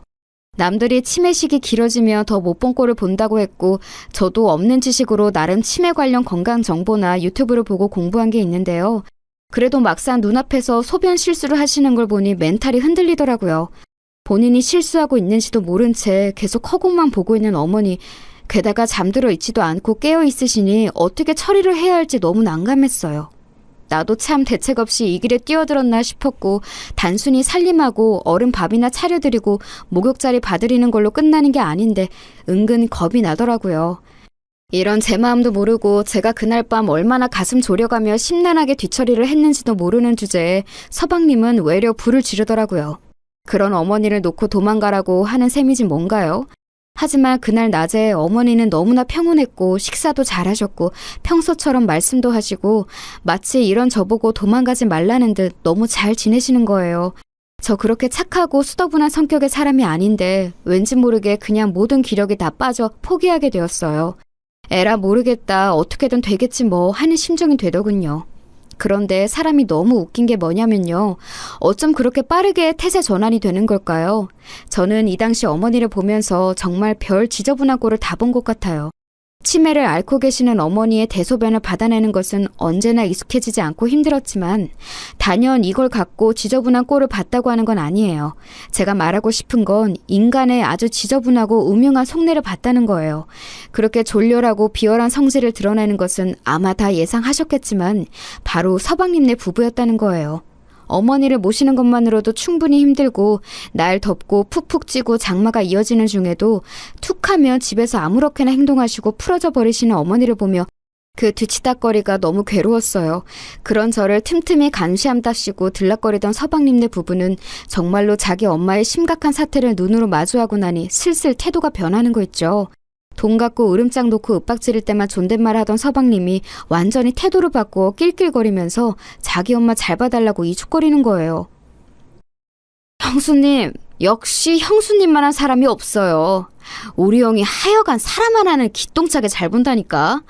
그러니 형수님같이 바르고 신실하신 분이랑 결혼한 거 아니에요. 아무튼 간에 우리 엄마 잘 부탁드려요. 아우, 이 찌든 냄새. 이거 맨날 치우느라 형수님 장난 아니게 힘드시겠네. 아, 여보, 당신 뭐해? 얼른 가서 형수님이 엄마 씻기는 거 도와드려. 나는 좀 들어가기 그렇잖아. 빨리! 이러면서 언제부터 제가 지 엄마 모시는 거 좋게 봤다고 이상하게 추켜 세우는 거예요. 동서도 잔뜩 일그러진 얼굴을 하고 있다가 일순간 확 펴더니 저 따라서 어머니를 욕조에서 씻기는 걸 도와준답시고 고무장갑을 끼더라고요. 하지만 그래놓고 곧 인내심을 잃었는지 아예 고개를 훅 돌려버리고 설렁설렁 씻다가 이러고 나가버리더군요. 형님, 저 전화 올 때가 있어서 잠깐만요. 잠깐 핸드폰 좀 보고 올게요. 이래놓고는 한참을 안 오는 거예요. 급기야는 제가 어머니를 다 씻기고 머리를 말리고 있을 때나 뛰어들어와서는 억지로 웃어가면서 급한 전화였다고 하더군요. 저도 나름의 험한 환경에서 자라왔기에 어느 정도 판단은 되었는데요. 이것들 막상 지 엄마가 정말 심각한 상태가 되어 대소변 못 가리고 다 뒤엎고 곱게 행동 안 하시는 걸 보더니 감당이 안 되는 거예요. 이런 상태의 엄마이자 시어머니를 감당할 자신이 전혀 없는 거죠. 그러니 여지껏 자기 엄마랑 같이 살던 저한테 모든 걸 떠넘기고 봐주는 동안에는 저를 잘 축혀 세워서 완전히 일임하게 하려는 속셈이었어요. 그 전에는 툭하면 꽤 으름장을 냈었거든요. 까짓것 우리도 맘만 먹으면 엄마랑 같이 살 생각이 있어요. 형수만 할 수 있는 거 아니야. 나대지 말라고. 어르신들 똥오줌 처리하는 거 그거 갖고 뭘 그렇게 유세를 부리냐고. 그리고 우리 엄마는 내가 잘 알지 형수가 잘 아나? 엄마 그렇게 이상하게 나이 먹으실 분 아니라고요. 그니까 적당히 하다가 나가요. 알았어요? 이래놓고선 난장판이 된 집이며 마찬가지로 사나워지신 어머니를 쥐들이 눈으로 마주하니 엄두가 안 나는 거예요. 서둘러 도망치듯 나가버리지 않나. 하여간 그 후로는 잘 오지도 않더라고요. 가끔 짜증나는 톡 문자만 길게 남겨놨어요. 형수밖에 없어요. 우리 엄마 잘 모셔줘서 고마워요. 잘 부탁드립니다. 형도 고마워하고 엄마도 고마워하고 있을 거예요. 뭐 이런 식의 내용을 길게 남겨서 보내놓고 그래놓고 안심하는 것 같더라고요.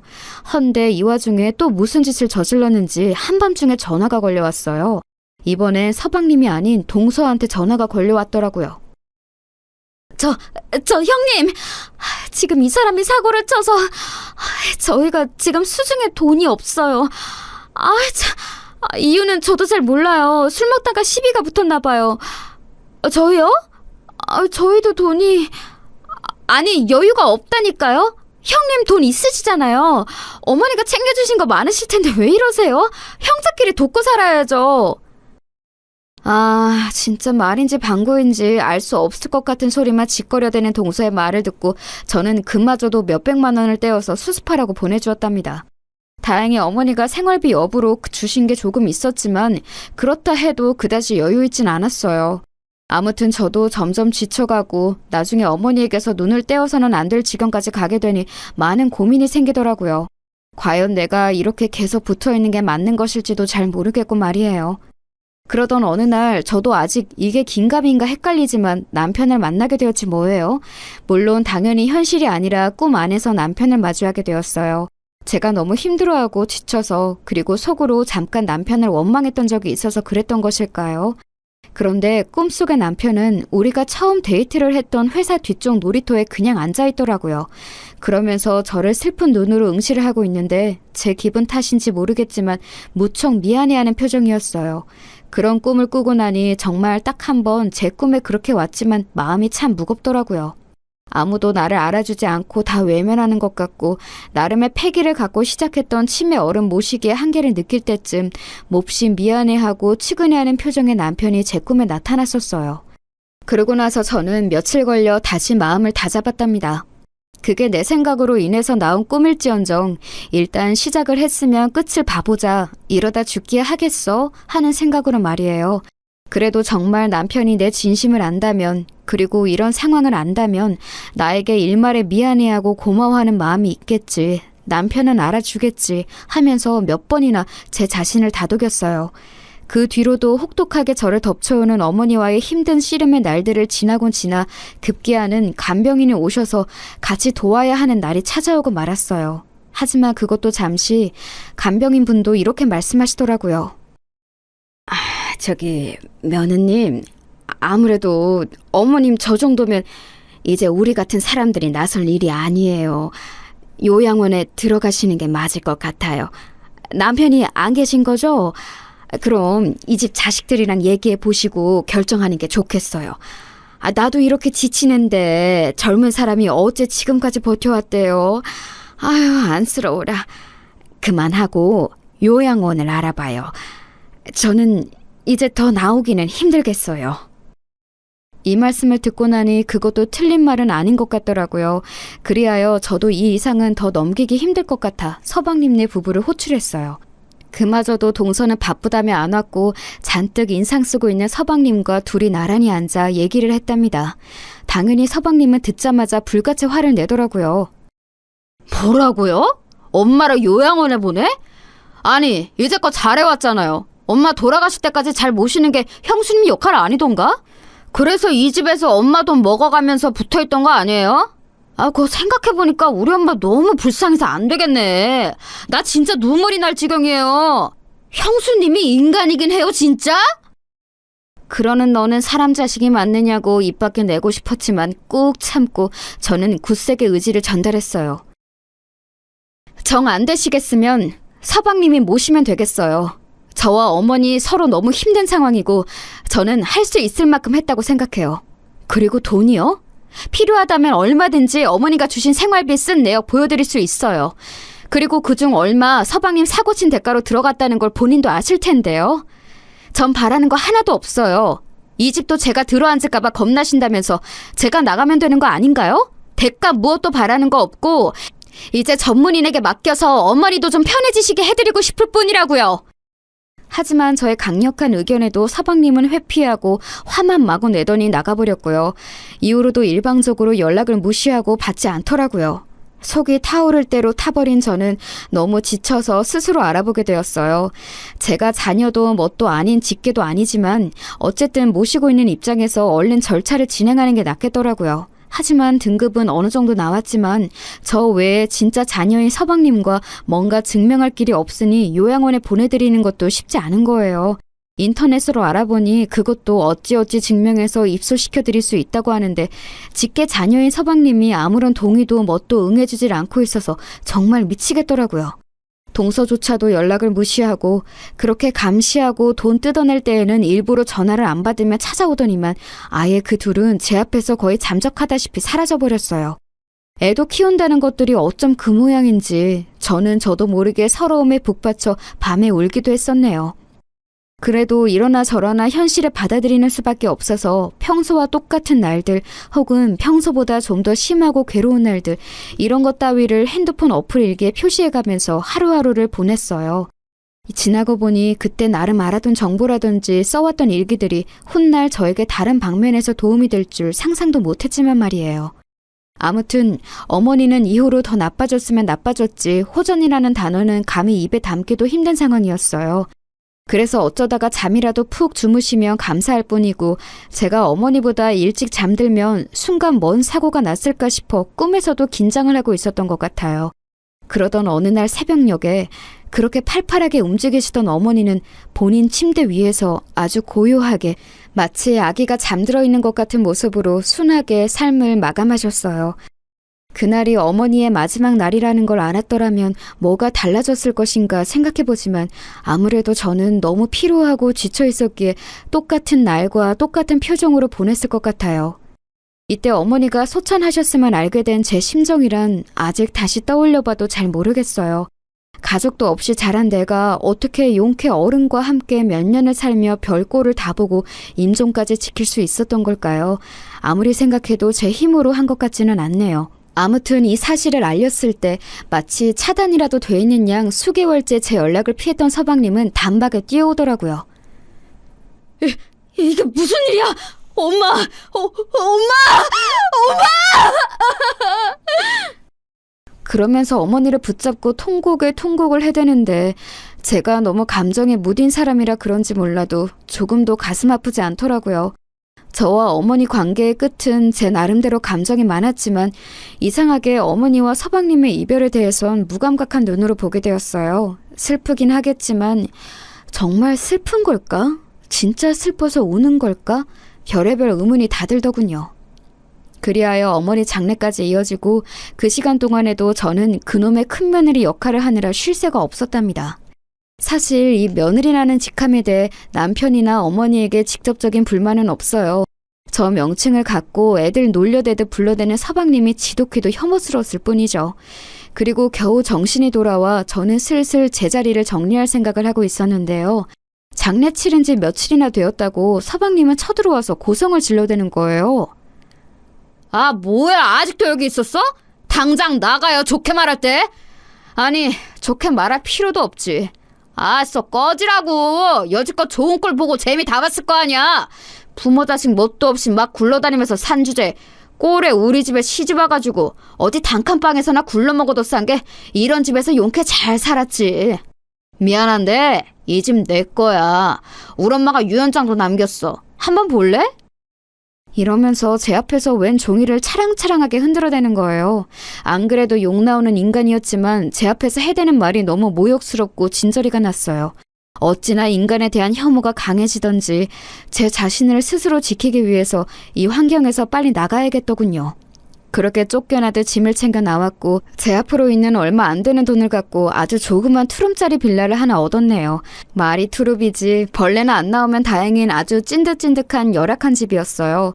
그 집에 있으면서 나름 이것저것 닦고 사람 살찌처럼 해보려고 했지만 저 자체가 너무 무기력해지고 의욕이 안 생기더라고요. 저를 내쫓을 때 서방님이 해댔던 그 말, 단칸방에서나 굴러먹어도 싸다고 했던 말이 무척 아프게 압박해왔어요. 인간인지라 죽을 고생은 내가 다 했는데 저렇게 팽팽 놀며 사기만 치고 돈만 뜯어간 서방님한테 모든 걸 다 몰아주신 어머니가 조금은 야속하게 느껴지더라고요.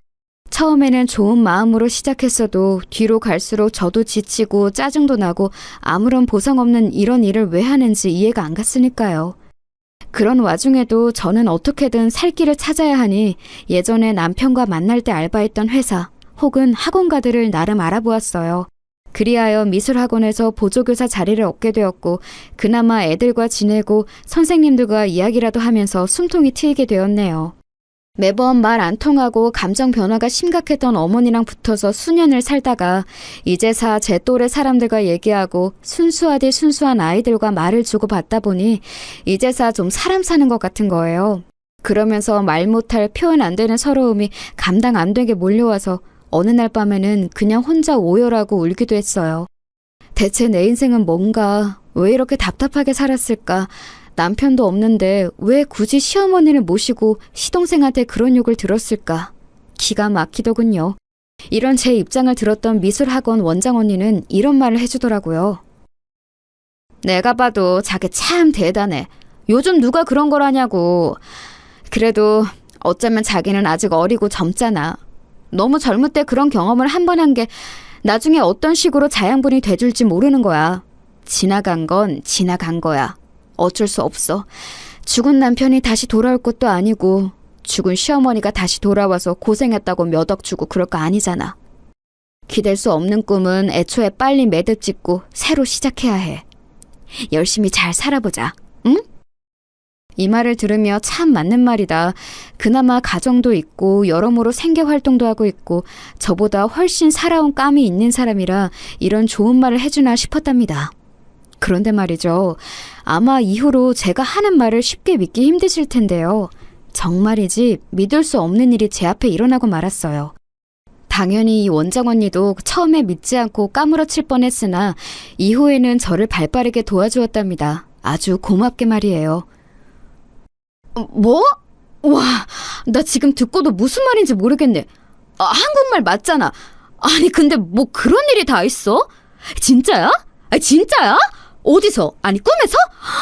아니 근데 세상에 꿈에서 나왔다고 해도 기가 막히네? 가만히 있지 말고 빨리 집에 가서 봐봐. 아니 지금 가보라고.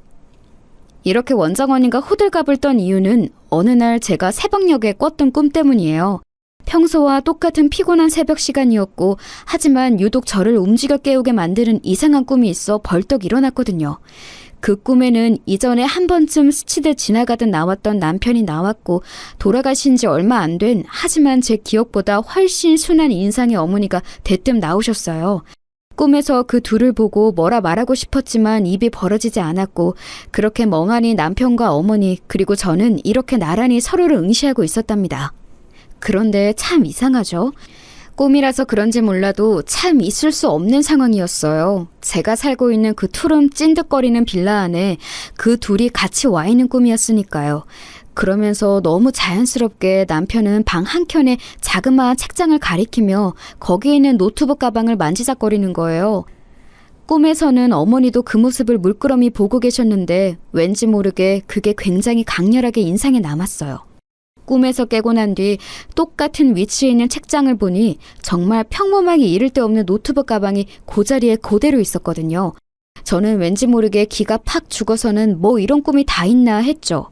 그러면서도 여전히 제 인식 언저리에 남아있으니 개운치 않아서 출근하고 얼마 뒤에 원장 언니에게 얘기했던 거예요. 그랬더니 저 난리가 나서 당장 가서 보라고 왜 진즉 확인해보지 않고 그냥 왔냐며 엄청 소란이더라고요. 저도 버스를 타고 집에 와서 그날 솔직히 집까지 어떻게 왔는지도 모르는 상태로 문을 열었어요. 그리고 꿈에서 보았던 평범한 제 방에 책장 속 노트북 가방을 꺼내보았답니다. 이건 남편이 갖고 있던 노트북 가방인데 당시에 산지 얼마 안 되었던 거예요. 저 역시 컴맹이고 뭘 할 줄 모르지만 언젠가 쓸 일이 있을 것 같아서 남편 유품 중 소지한 것이랍니다. 남편 물건들 정리하면서 애지간한 건 다 비우고 정말 몇 가지만 갖고 있었고 그것 그대로 갖고 어머니 댁에 들어갔던 거예요. 그래서인지 저도 모르게 새삼 뭔가 묵직한 기분으로 그 가방을 건드리게 되더라고요.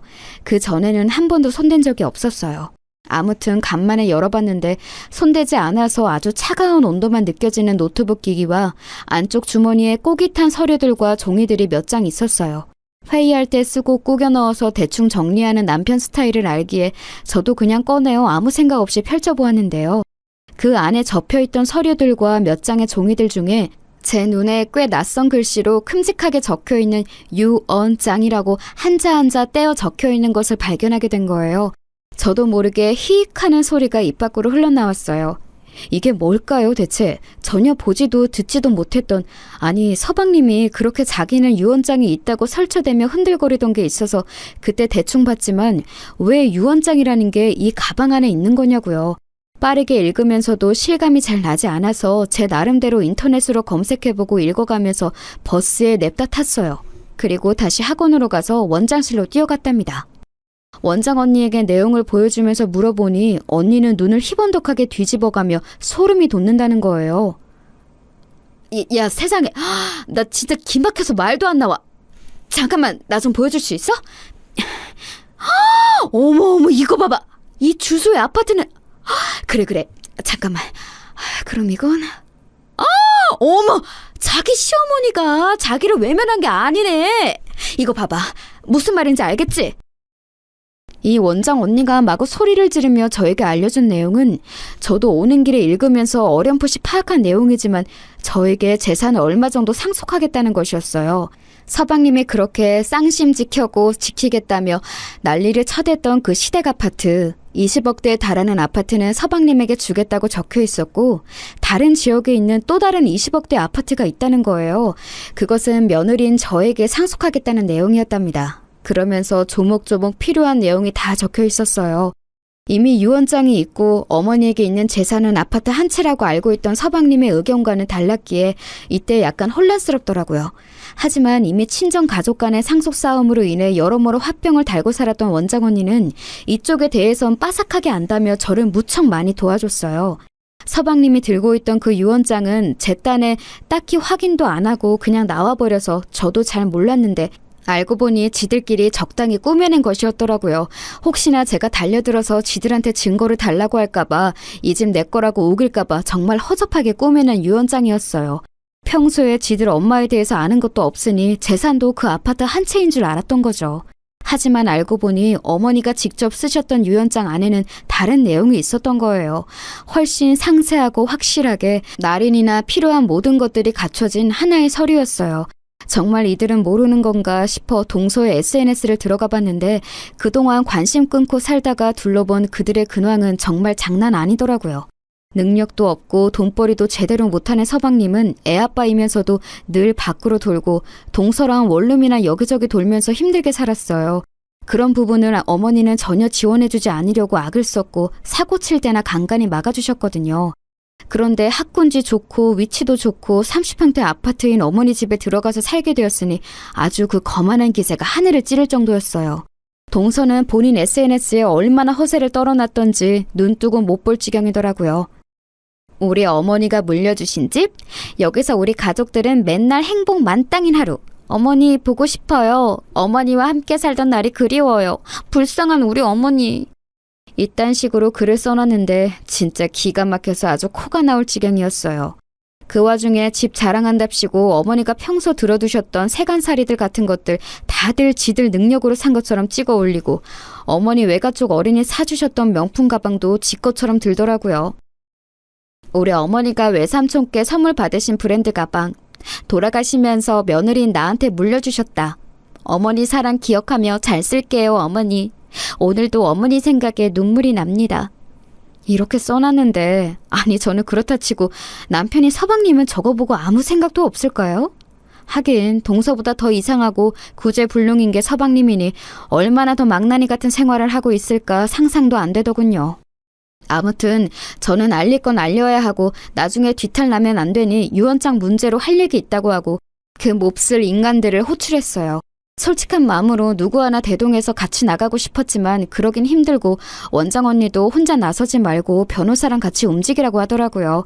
그리하여 저도 소개를 받아서 모든 일들을 처리하게 되었고 그 과정 중간에도 왠지 모르게 떨리고 갑자기 주저하고 싶은 마음이 들어 망설이기도 했어요. 하지만 엄연히 이런 상황은 남편과 어머니가 꿈에 나와서 이어지게 된 일이니 기왕 일이 된 거 끝까지 가서 확인을 해보고 싶더군요. 그리고 아이러니하게도 어쩌면 당연한 일이겠지만 그 뒤로 어머니와 남편이 꿈에 나온 일은 단 한 번도 없답니다. 이걸 작성하고 있는 오늘에 이르기까지 말이에요. 덧붙여 저는 유언장을 확실하게 확인받았고 그 내용은 모두 현실로 저에게 이루어지게 되었어요. 당장 정말 큰일이라도 낼 사람들처럼 마치 후라이팬에 소시지를 튀기듯 타닥타닥 뛰어대며 난리를 치던 서방님과 동서는 이 유언장의 효력 앞에 지들이 아무것도 할 수 없다는 걸 몇 번이나 확인했어요. 뭐 잘 알아보지도 않고 유류분 소송을 하네 어쩌고 하지만 그럴 대상이 되지도 못했고 오롯이 지들이 이 아파트 두 채 다 움켜쥐어야 하는데 그게 안 되니 억울해서 죽으려고 하더라고요. 특히 서방님이 저주처럼 퍼부어대는 말은 이제 저도 적당히 거르는 법을 터득한 것 같아요. 야 이년아, 네가 인간이야? 니까지 그 어디서 몸만 쳐 굴러들어와서 엄마 재산을 빼가? 너 진짜 내가 가만 안 둬. 가만 안 둔다고. 어디서 그깟 말 같지도 않은 장난 같은 종이 쪼가리를 들고 와서 야 어딜 가 너? 내가 우습게 보여? 내가 우습냐고! 이러는데 주변에서 다들 저한테 대응하지 말라고 조언해 주시기도 했고 그냥 눈앞에서는 적당히 흘려 들어가면서 자리를 피하게 되었답니다. 사실 깊이 들어봤자 큰 의미도 없고 뭘 하겠나요. 그리하여 저는 유언장 내용대로 아파트를 받게 되었고 현 시점에 들어가서 살고 있는 중이랍니다. 그리고 저에게 또 한 가지 생긴 변화가 있다면 새로운 공부를 시작했다는 거예요. 정말 아무런 정보도 없이 바위에 계란치기로 시작했던 어머니 치매 간병을 이번에 요양보호사 공부를 하면서 제대로 정보를 쌓고 싶더라고요. 하고 싶지도 않았고 중간에 아주 진력이 나버렸던 간병이었는데 홀로 인터넷 정보를 쌓고 카페에서 도움을 받다 보니 요양보호사 쪽으로 전망도 나쁘지 않다고 하길래 알아보게 되었어요. 정식으로 대학을 가고 사회복지 쪽을 해볼까 생각도 해보았지만 그쪽으로 가기에는 애매하게 나이가 또 많더라고요. 공부 머리가 그닥 좋지 않아서 저에게는 요양보호사 시험을 치고 붙는 데에도 다소 시간이 걸릴지도 모르겠어요. 요즘 나이 있으신 어르신들이 많이 하신다는데 그래도 30대 초인 제가 한다면 좀 더 많은 것들을 해볼 수 있을 것 같아요. 저의 많은 처지를 안타깝게 여기고 힘이 돼주었던 미술학원 원장 언니는 진심으로 이런 부분을 응원해주고 있답니다. 나중에 나이 들어서 원장 자격 갖고 하나 차려도 되잖아. 그쪽도 보통 그렇게 하지 않나? 아무튼 인생에 쓸데없는 경험은 없더라고. 자기도 자기 어머니 모시던 경험 삼아 젊은 나이에 요양보호사 되면 얼마나 좋아. 앞으로 실버 복지 사업이 대세라잖아. 그간 있었던 힘든 일들은 다 잊어. 그리고 새로 시작해. 나중에 성공하면 나한테 꼭 연락 주고. 알았지?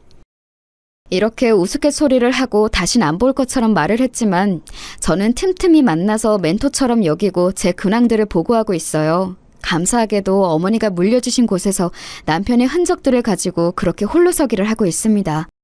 인생의 굴곡이 꽤 심했던지라 앞으로 어떻게 흘러갈지 저도 잘 모르겠지만 그래도 좋은 날들이 이어질 거라고 믿어보려고 해요. 여기까지 제 사연 들어주셔서 정말 감사합니다. 모두 건강하세요.